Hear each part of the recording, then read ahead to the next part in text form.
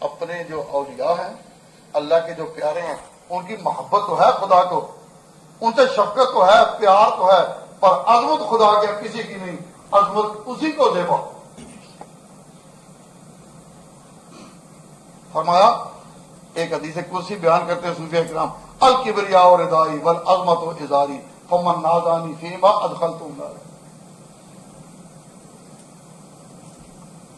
اللہ تبارک و تعالیٰ جل شانہ فرماتے ہیں کہ الکبریاء ردائی، کہ بڑائی میری چادر ہے، بڑائی میری چادر ہے۔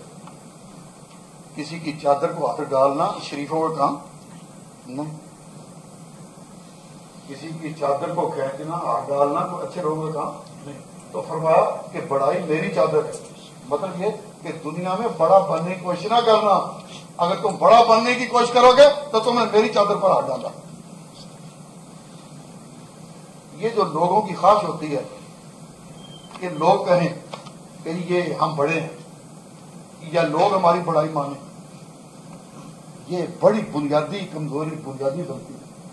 کیوں؟ اللہ تعالیٰ نے فرما دیا کہ بڑائی میری چادر ہے، تم کون ہو؟ فرمایا لا تزکوا انفسکم، اپنے آپ کو پاک نہ کرو، ہم ایسے ہیں، ہم ایسے ہیں، ہم ایسے ہیں۔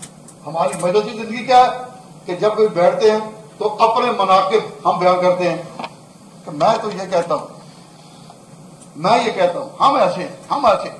تو حقیقت میں وہ اپنا تزکیہ، اپنی پاکی اندر سے بیان کرنا ہے۔ اللہ تعالیٰ نے لا تزکوا انفسکم، اپنے آپ کو پاک نہ کرتے پھرو، بل اللہ یزکی من یشاء، اللہ تعالیٰ جس کو چاہتا ہے وہ پاک رکھتا ہے۔ تم اپنے منہ سے اپنی پاکی کیا بیان کرتے ہو؟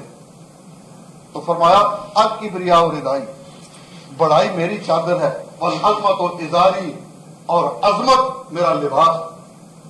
فمن نازانی فیما، میرا لباس جو کھینچے گا ادخلتہ النار، میں اس کو جہنم میں ڈالوں گا۔ آپ کو بڑا بننا یا بنانا اور اس کی کوشش کرنا اور اس کے قصیدے پڑھنا اور ایسے حالات پیدا کرنا کہ جو یہ بڑے ہیں جی۔ سروری زیبا فقط اس ذات بے ہمتا کو، سروری زیبا فقط اس ذات بے ہمتا کو ہے، حکمراں ہے ایک وہی باقی بتانے حاضر۔ بڑا